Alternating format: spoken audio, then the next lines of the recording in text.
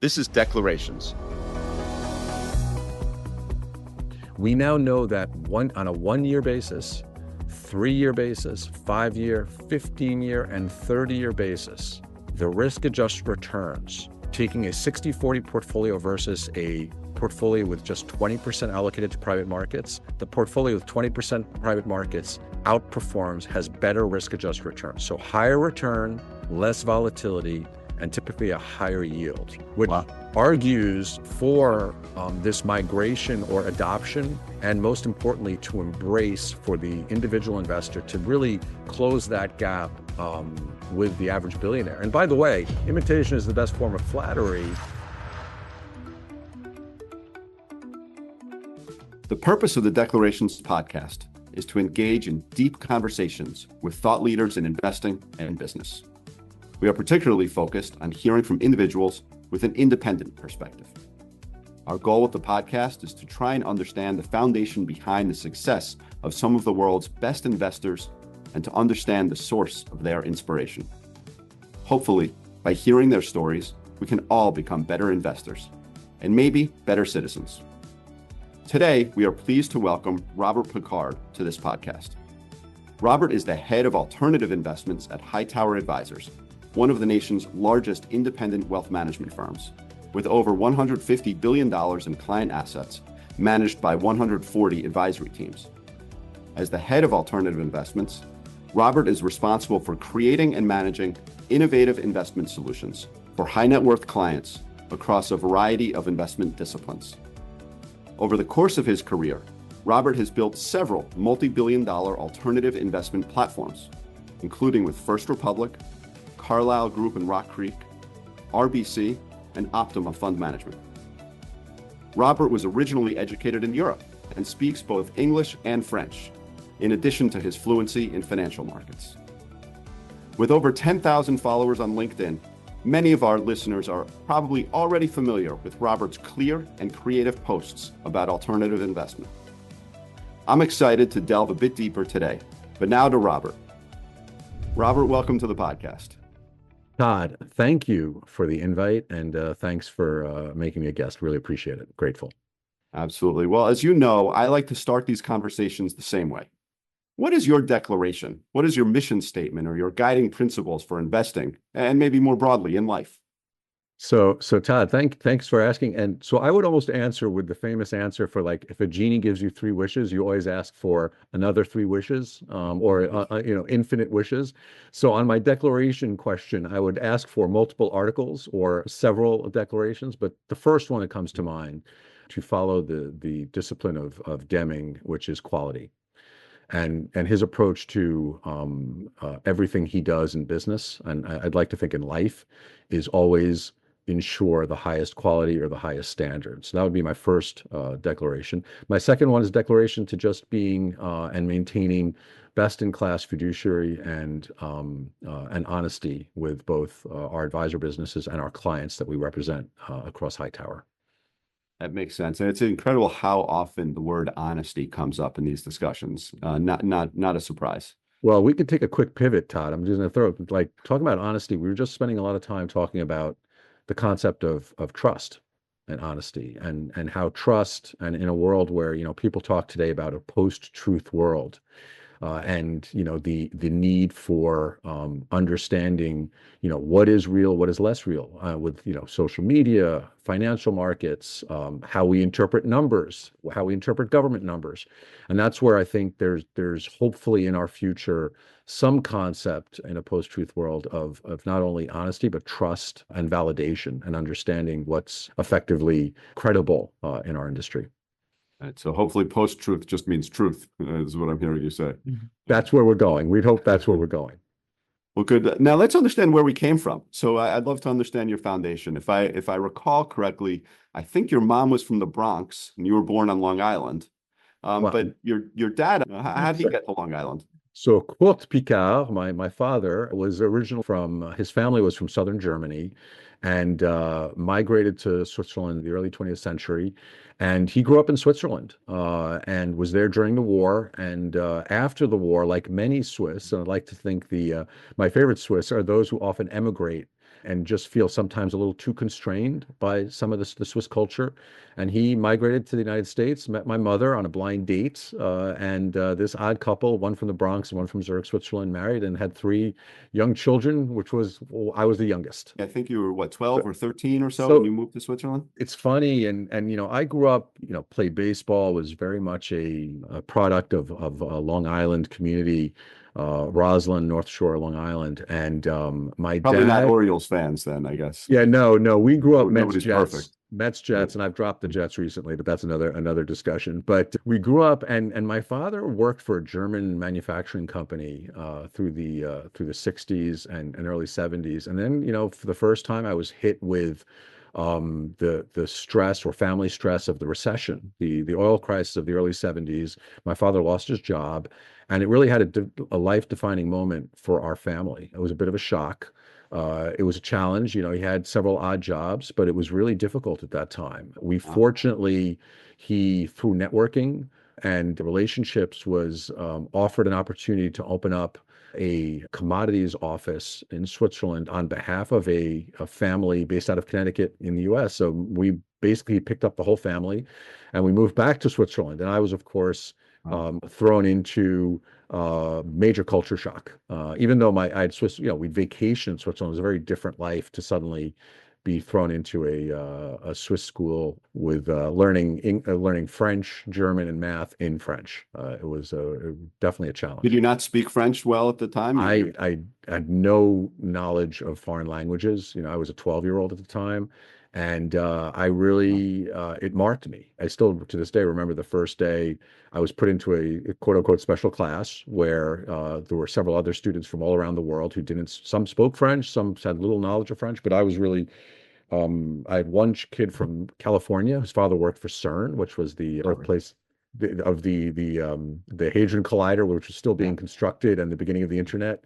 Yeah. And he and I were the only English speakers in the class. And it was, I left. I cried that day. I thought I was living a nightmare. It toughened me up in a serious way, and I became my brain just changed the way it worked to learn languages and juggle and multitask at that time, and most importantly, try to adapt very quickly to the culture and to language. That was one. The second one was the fact that, and really life defining, was my father's loss of his job. It became clear to me that I never, ever in my professional lifetime ever wanted to be made either redundant or not add value.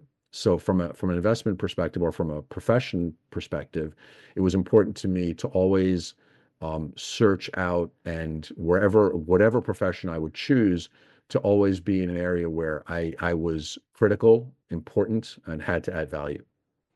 That's great. It's incredible how many stories we hear about drive and resilience, and so it's clearly these experiences shaped you. Maybe to talk about another experience that you had that I think is rare for people in the world of investments.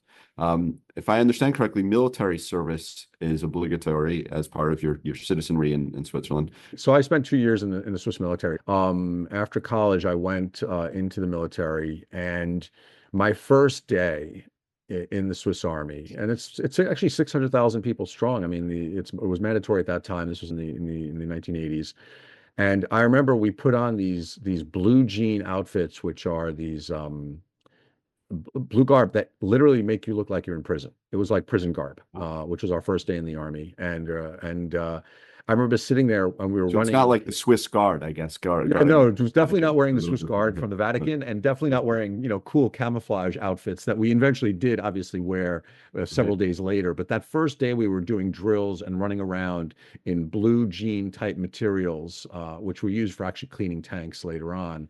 And it was literally something out of Cool Hand Luke or any one of these old movies where the guys are, in these federal prisons somewhere. And I remember saying to myself, saying, this is not where I want to be, at least at that time.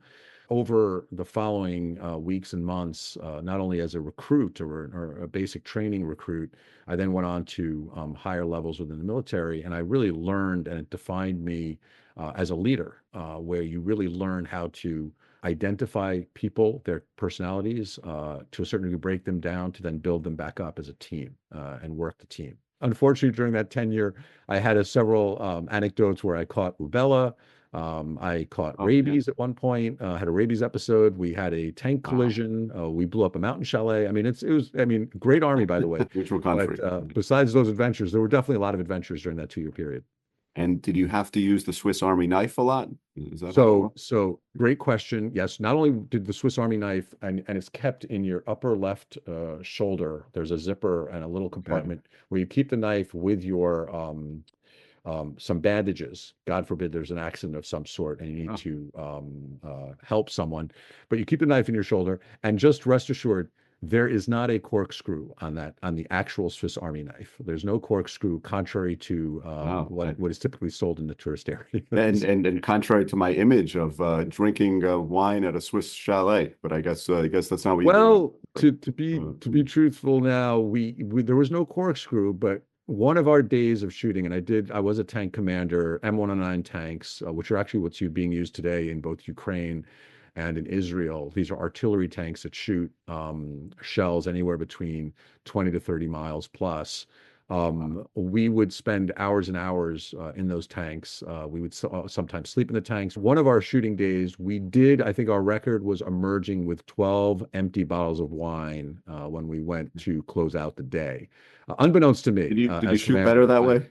I just saw the bucket with the 12 bottles leaving the tank. I wasn't aware of Mhm. what was actually going on, which just goes to show what a great leader I was during that time. But that Mhm. said, some good anecdotes. I like the plausible deniability there. That makes sense. Now, I had to throw how that did the in. experience of being a tank commander in the Swiss Army, how did that prepare you for ultimately fighting Wall Street every day or battling the market, so to speak? One of the things I learned as I was learning to become a leader in the Swiss Army is what they refer to as the three C's, which is Okay. commander, contrôler, corriger. And the three C's And for those basically, who don't speak French, for those who don't speak, the rough translation is you give the order, then you verify the order, and you correct if the order is not being followed properly. And those okay. three C's really became my guiding light in finance, whether it be dealing with trading Swiss franc dollar and convertible bonds, whether it be global equity derivatives and or eventually structured products, and then finally doing due diligence on both hedge funds and private market investments, which was always be very clear with my team, always clear on what's expected, then verify, and then where possible, redirect or direct them in the proper structure. And over time, you get to a really lean fighting machine to a certain degree, or in this case, I'd like to think great research teams. What was interesting for me, though, as a professional element was later on in life, I had to deal with family members that had suffered from alcoholism. And I went to an incredible life experience where, and I've seen it in movies, but I'd never experienced it myself. Well, I went to what they refer to as Al-Anon, which is Alcoholics Anonymous for family members.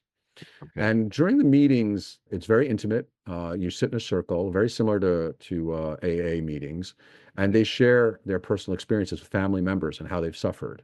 And I was experiencing this, I was sharing, and then one day on the fourth or fifth meeting, someone said, "Oh, it's like the three C's." And I was like, "The three C's?" And I immediately, like, literally lifted up in my chair, like, I speak that language. I understand the three C's. And the three C's in with alcoholism actually have to do with the fact that I didn't cause it, I can't control it, and I can't cure it, So the which opposite. is the exact opposite Yeah. of everything I was doing in my leadership and professional training. And that has been that to a certain degree became one of my greatest revelations in my professional career and in my leadership style. And people who worked with me 25 years ago, and now people who work with me today will see a very different Robert Picard in the sense that I've adapted my three C's to become much more aware of what I can and what I can't control. So I'm much more mindful of my team's personal lives, personal feelings, and just aware of the limits, which has caused me to be a little bit mellower, and I'd Mhm. like to think a much better leader. That's great growth. So there are now six C's, I guess. A lot of C's out there, but and depending which language you use, but going back, Todd, to the comment of declaration and what is your declaration? I mean, it's we all have methodologies and systems to a certain degree, processes and policies, and a lot of that comes down to just simple guidelines, and that's really where those now six C's come in really handy. Well, thank you for taking it and sharing the personal experiences there. I appreciate it. It always makes it richer when people are willing to share and don't. Says Todd Rich. I like how you threw that in there. Now let's talk about your Wall Street experience. If I recall, you worked at Nomura, at Kidder Peabody, RBC, and you really developed an expertise starting with derivatives and hedge funds. If I recall, it was not just your own trading, but I think you did some prop trading, and then you moved to selecting managers. So maybe if you can just talk through a little bit of that experience, what you learned and what went right and what maybe you learned to avoid. So going back to the principle of always wanting to add value, I didn't want to just be a guy on the phone calling for orders or, just a salesman. I realized that if I wanted to be relevant in finance, I had to always drift or shift over to the more sophisticated areas of finance where people would hopefully call me or need me to provide that expertise. And that's really why I started my career originally trading Swiss franc dollar yen convertible bonds. So I was in the euro markets, trading yen convertible bonds, Swiss franc and or dollar convertible bonds. And by the way, there were situations where people would say, like, buy me, 5 million of this. And I was like, wait, Swiss francs, yen, or dollars, which are very different numbers and in some cases very different securities. It was an experience that was really hard. I had some great mentors around me, working for a Japanese company, Nomura, which at the time was riding high because my reality was joining. I think I started trading in the Japanese market when the market at the time was at 38,000 and proceeded to stay there and continue to make money for clients typically as we lost over 50% of value of that stock market in the following 2 years. So it was really a crazy experience. And the culture at Nomura at the time was really unique because they were high flying in the 1980s. And in the 1990s, of course, they had this market reversal, which took almost 20 years for the market to actually make it back to its level of 1990, which people fail. So my reality, Todd, was bear markets are real, bear markets are painful, and markets don't always rebound, which has been really one of the guiding lights, besides looking for, areas to add value, is also the reality of, like, just because it goes, what goes up could come down and then it stays down. So that probably gave you a healthy dose of skepticism, which leads to, I think, a real seminal story probably in your growth, which is that as you were moving from trading your own positions to selecting other managers, I gather that at one point you were evaluating a possible investment with Bernie Madoff. The skepticism, rose to the top, and you passed on that investment. What did you see that others didn't? So before I get there, it was interesting because I was doing convertible bonds. Then I hooked up with a team out of New York, which was run by Lauren Katzovitz and Mark Standish, which was running global equity derivatives. And we were issuing index products on the worldwide. We created a worldwide web index in 1995, which was really the foundation of the internet. People could buy that with options. This was before spiders. This was before ETFs. We were really innovating back then in the 1990s. We were a proprietary trading team at Royal Bank of Canada, trading billions of dollars. And one of the ideas was to provide structured products on hedge fund portfolios. Okay. And this was truthfully a structured product. But one of the things we evaluated is we were providing leverage on portfolios of hedge funds, and we realized that we would have to diligence and understand the underlying strategy. So hedge funds, the view was hedge funds are not inherently levered enough. We'd like to lever them more.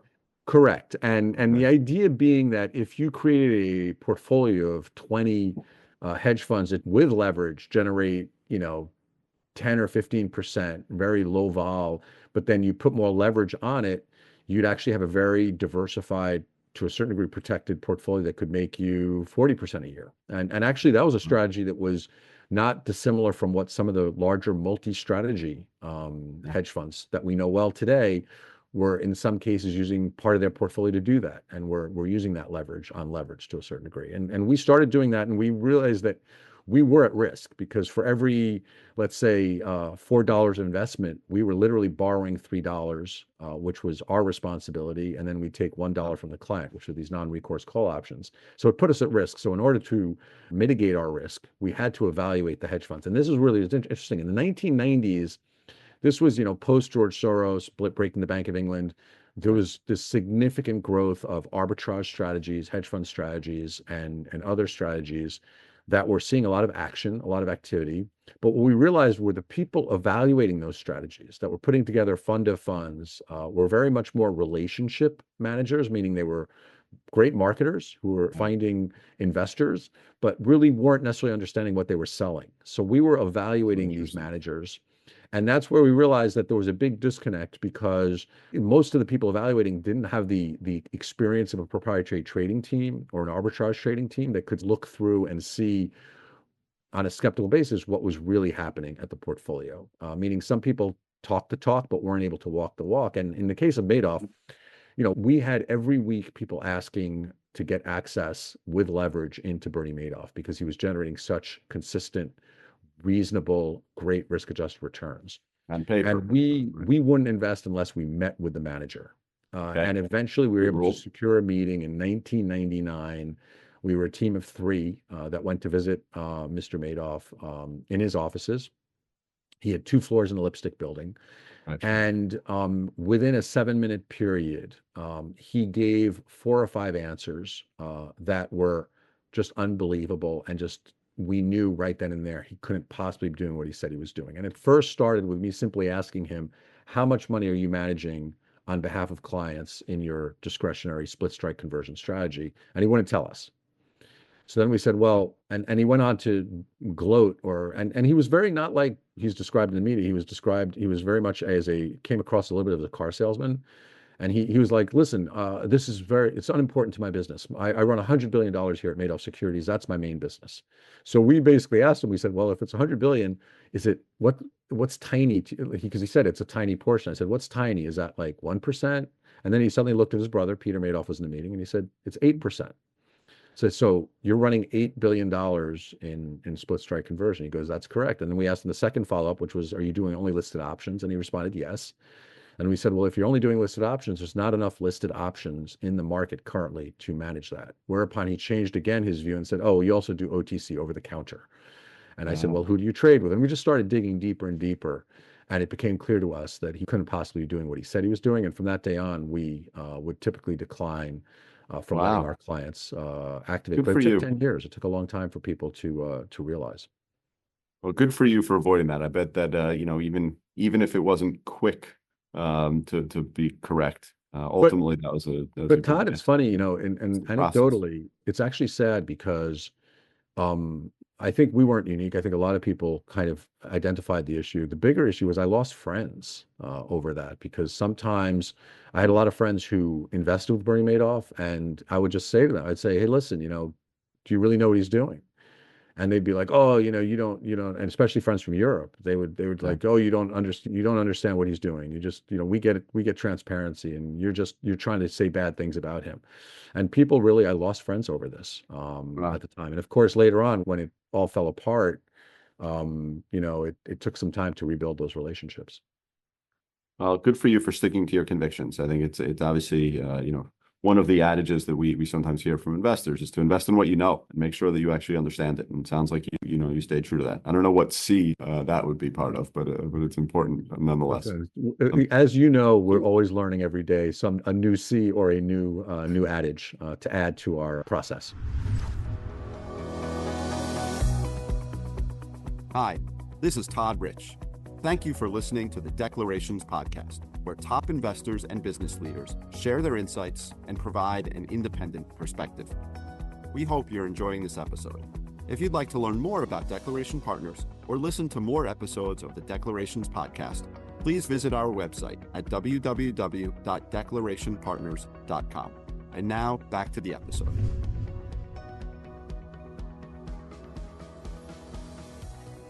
So now after that experience with hedge fund selection, where you created a hedge fund business, if I recall, with Carlyle, and then in partnership at the time with Rock Creek Group. So you're working with legendary investors, right? So there's David Rubenstein, Asfana Beshlas, Arthur Levitt, I think was involved.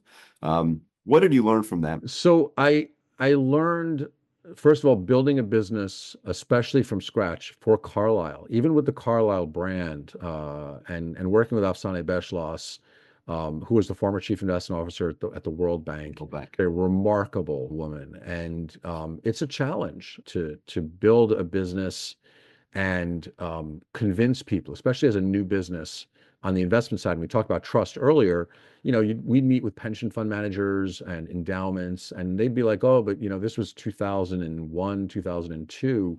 And they're like, oh, you're late arrivals. We were a few years after Blackstone, a few years after a number of other well-known firms. It took a lot of convincing, a lot of confidence, and most importantly, it forced us, and you and I have talked about this, it forced us to differentiate our business and go back to that same adage I had about, being different and always adding value. We had to create some awareness in the marketplace of how we differentiate ourselves and why we would add more value. And our main focus was, at the time, we discovered that in the fund-to-fund industry, in the hedge fund industry, where people were putting together pools of hedge funds, many of them were very proprietary about who they were investing with.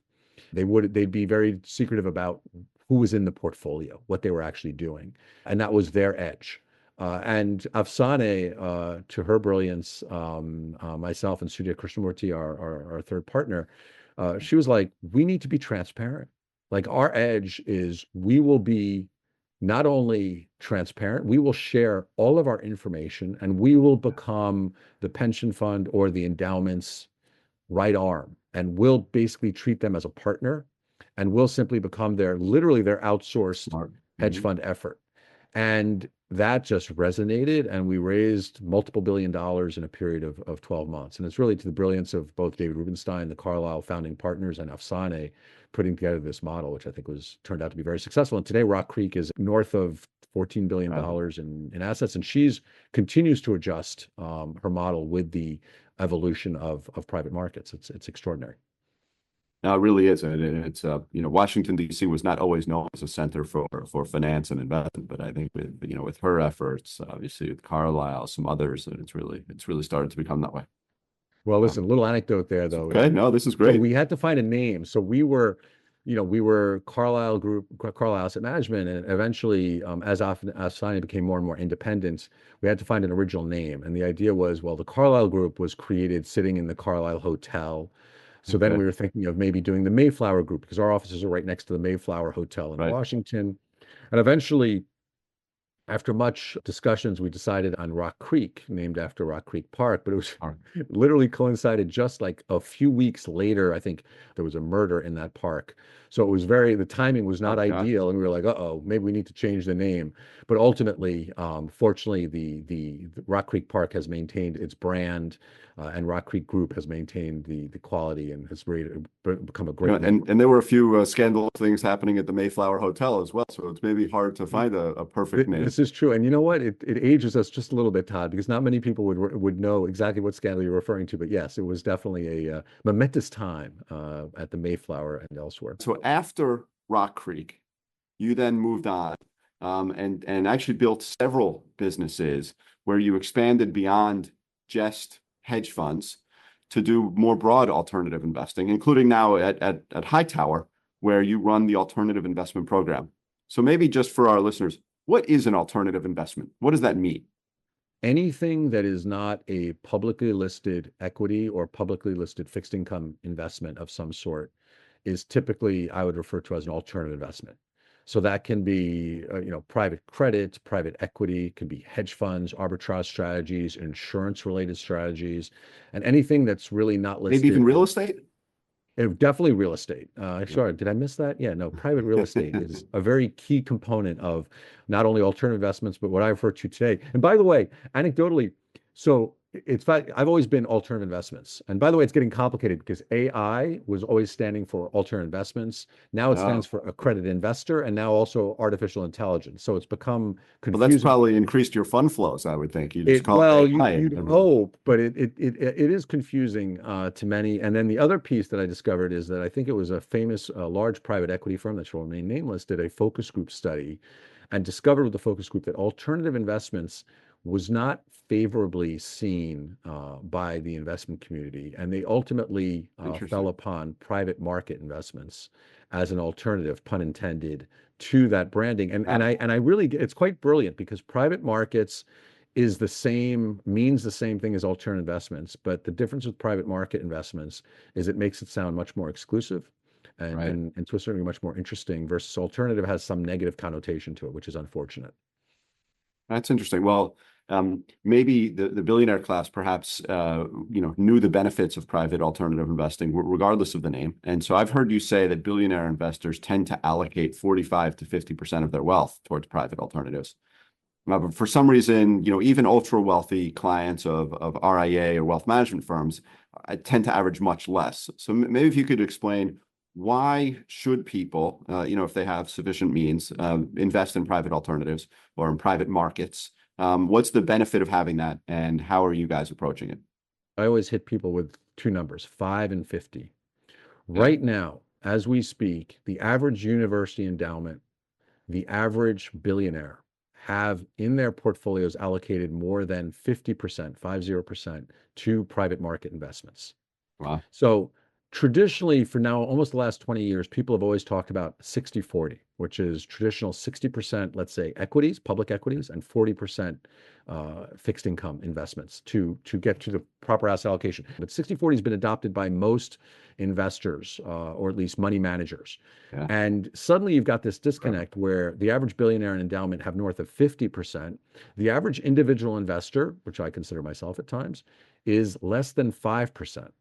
So there's this huge gap of allocation, and that gap to me is unusual, and a lot of it has to do with the fact that the criteria and or the knowledge needed to allocate to private markets is limited and requires a lot more work. But one of the things we have today, going back to why we should do it, is now after all these years of the existence of both hedge funds and private market investments, meaning private equity, private credit, private real estate, and additional strategies, we now know that on a 1-year basis, 3-year basis, 5-year, 15-year, and 30-year basis, the risk-adjusted returns, taking a 60-40 portfolio versus a portfolio with just 20% allocated to private markets, the portfolio with 20% private markets outperforms, has better risk-adjusted returns. So higher return, less volatility, and typically a higher yield, which Wow.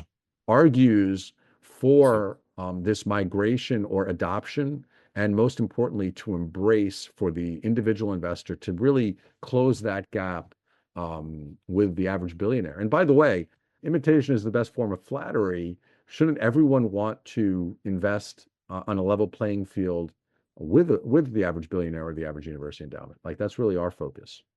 It seems like this is almost a mission to you. It seems like you're driven to do it. I could hear it in your voice that you feel that 5% is too low, and there's an aspirational nature to trying to democratize access to high quality private market investments. So maybe one, what drives you to do it, and then two, how can the average wealthy investor do that? How can they start to shift their portfolio?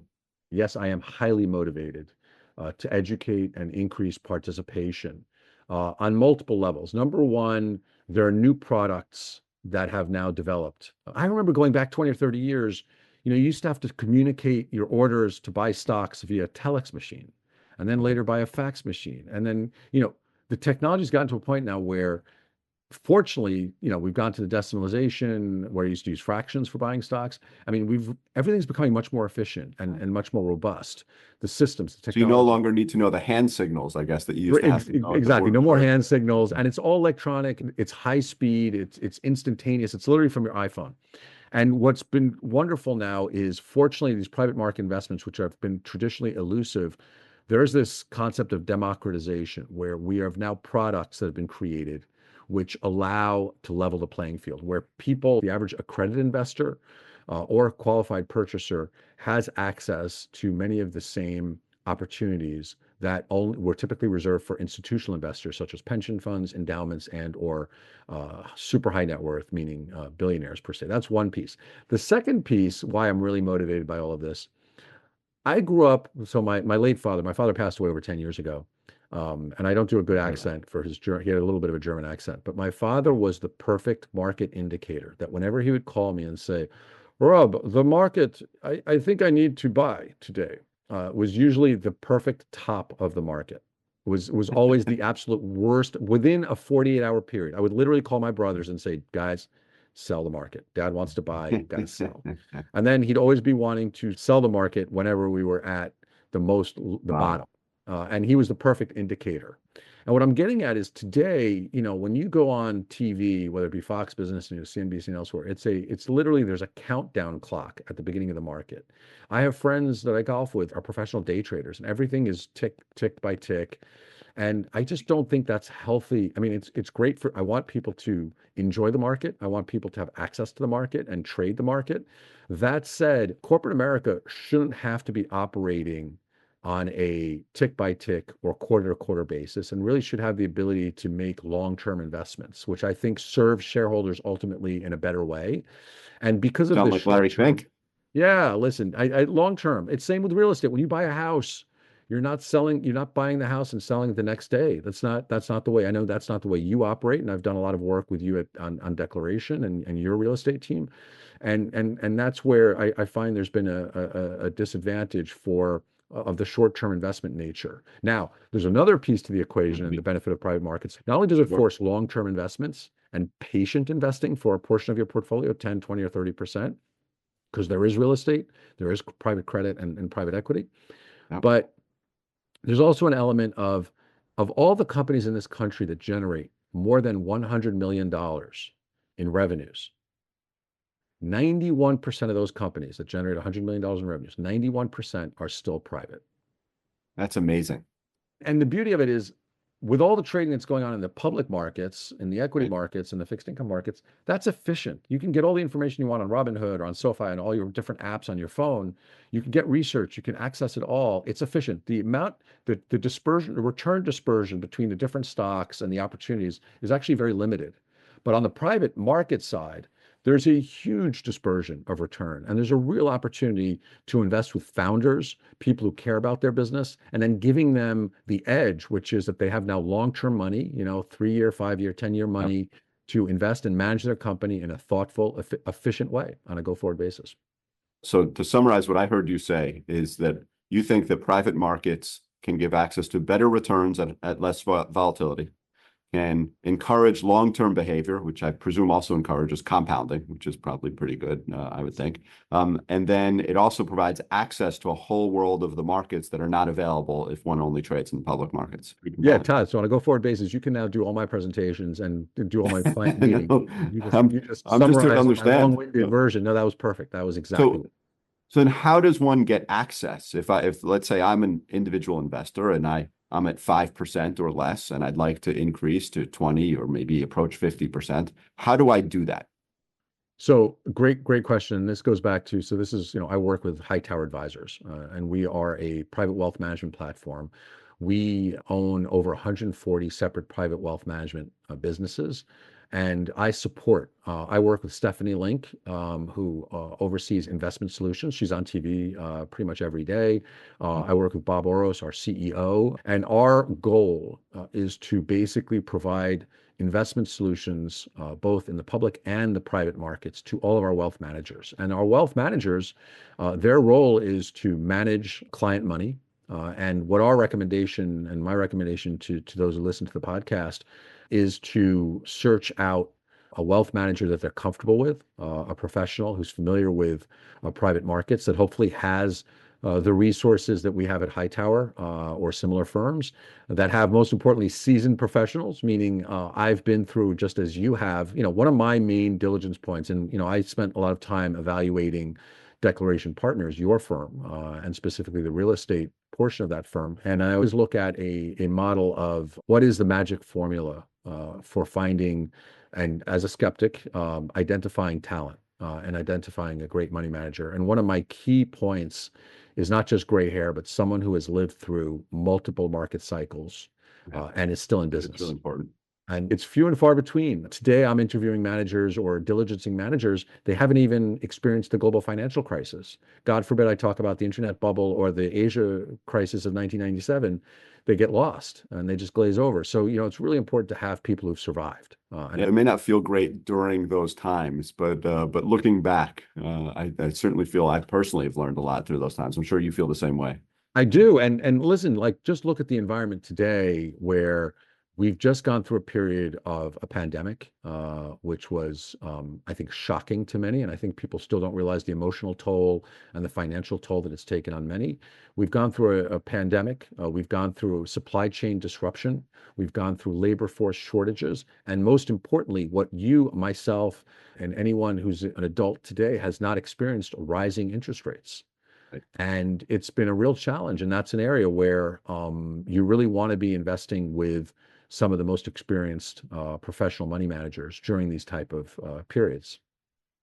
I agree. It may create opportunity out of the pain. Let's switch for a second, go back to the personal side. True to my heart, I know that you live in New Jersey, actually on the Jersey Shore. People who know me know that I'm also from New Jersey and I'm a bit of a Springsteen super fan. Do you ever just see, Bruce walking around town? Did you ever see him at the Stone Pony? Bruce's kids went to the same school as my daughter Samantha. Okay. It was a school here in New Jersey. And Bruce is a very charitable, not only is he charitable in his concerts, meaning he does, 3-4 hour sets, but and he donates at the end to the local food banks. Well, that's exactly it. So he is, and Bon Jovi also is a local, had done the same thing. He has a local food bank, but Bruce just saved someone's life. I mean, the guy's incredible.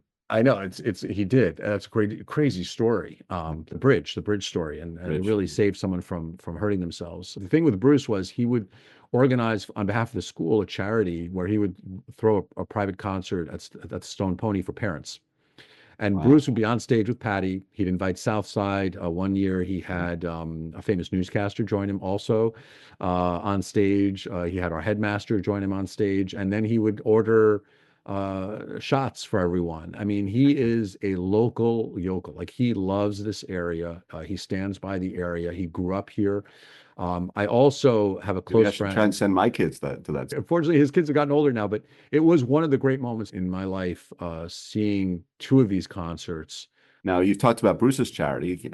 You're also pretty charitable. And so maybe just to finish up, would you like to mention any of the causes that you support? I think one of them is probably Autism Speaks, but why? Yeah, thank you, Todd, for sharing that. And it's very, very close to my heart. My companion in life, Susan, we've been together now for over a decade, and she has a son who's on the autism spectrum, high functioning. And it has been one of the great joys of my life, not only learning about how many children today have autism, but most importantly, understanding the spectrum. Every child is different. They all have different levels of awareness and behavior, which is why they call it a spectrum. And I really tell you, the charities, whether it be Autism Speaks and several others. I mean, I have a local charity which is Hand in Hand. Hand in Hand is great because these children, when you're on the spectrum, you're typically socially awkward, and children typically look and naturally avoid children on the spectrum because they don't understand it. Those children are terribly lonely. And what Hand in Hand does is they identify students, typically high school or middle school, to become a friend for a day. And every week, on a weekly basis, they go visit the child and the family in their home and spend an hour, 2 hours with the child, and just dedicate their time to play and be that friend once a week. And I've seen it with Susan's son, David, who must be transformative. It's transformative, where suddenly they have someone who's their friend, and it's not the sister's friend or the sibling's friend or the parent's friend. It's their friend. It's extraordinary, and it's enriching on both sides, both the hand-in-hand child who's donating their time and the child on the spectrum. So really, thank you for sharing. And it's just a fabulous charity. And by the way, we're still investigating and learning and understanding what's going on in the brain, and whether it's, how it develops and why it develops. But thank you for asking. There are some wonderful charities out there, and it's very dear to me, near and dear. Now let's move to our standard closing questions. What is a book that most influenced your thinking or your personal development? There have been a series of books. So I read,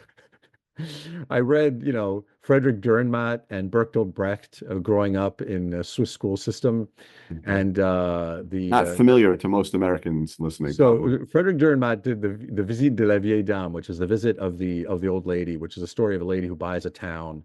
and how things go awry with that effort, which is not unusual to what we're seeing today with oligarchs and others, which was very defining.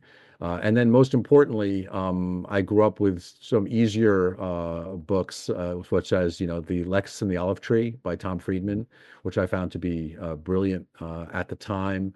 I'm reading a book right now about Meta and the advent of social media and how it's changing the way people think and the way children think, which is actually quite distressing and upsetting. And then most importantly, for leisure, before bed, I read Robert Parker and or John D. MacDonald, their series of books. And I've reread twice now the entire series. And it's incredible to see the evolution from the 1960s to the Wow. 70s to the 80s of these authors. It's just fabulous. Thanks. What's the best advice that you've received from your parents or that you give to your own kids? The best advice I got actually was from one of my first mentors, which was never lose your network. This related to working for a Japanese company where you really want to identify people who are in the know and then never lose touch with those people and just maintain the contact, maintain the relationship. And I was at a Wharton seminar recently. During that seminar, one of the key points they made was the actual complexity of maintaining networks and how difficult it is that when you really look at your network between your friends, family, professional, and leisure, you discover that literally there can be hundreds, if not thousands, of people that you have to interact with, which is very challenging. So how do you choose who to connect with and maintain that relationship? That's so important. That's what makes life worth living. Last one. The Declaration of Independence talks about freedom for life, liberty, and the pursuit of happiness. What do you do in the pursuit of happiness? So, first of all, I love the Declaration of Independence because there's freedom of movement within those sentences and those phrases. And I Right. know it's very dear to yourself and David. What I really do is I try to keep it really simple. Long walks. I grew up, hiking in the Alps. I walk here on the Jersey Shore. I walk on the beach. I find an hour a day walk is very special. Having a good book, wordling in the morning is my pastime with family and friends.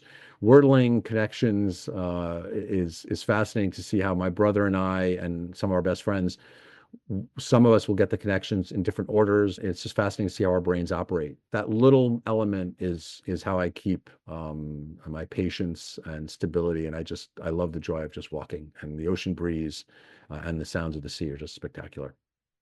This has been a wonderful conversation, Robert. I really appreciate you taking the time. Thank you for sharing your own personal background and your insights on investing and in life. This has been really fun. So thank you. Todd, thank you for everything you do. And thank you for all your help over the past several years learning. You've taught us a lot about real estate investing and all the opportunities that are now occurring with these new vintages. So thank you for having me, and thank you for everything you do.